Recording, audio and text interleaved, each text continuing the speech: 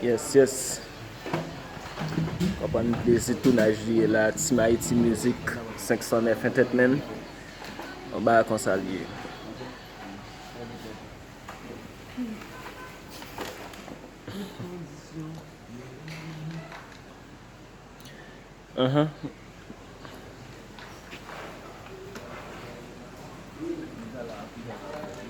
So team Haitimusic509 liye. Et Plezi tounaj ap gade GP Sapiens aka John.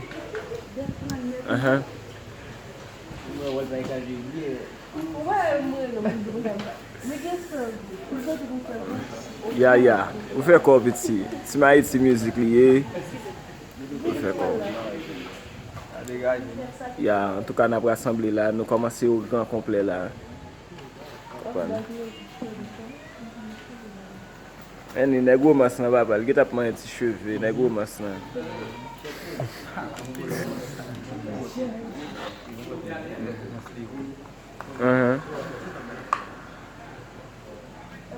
Ini logo nou gen.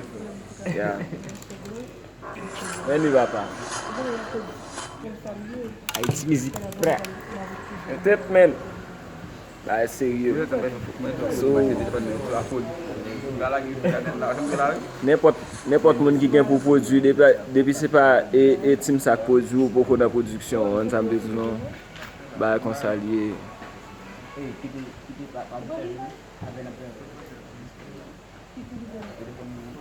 Si macam ni bet cairan nanti punya.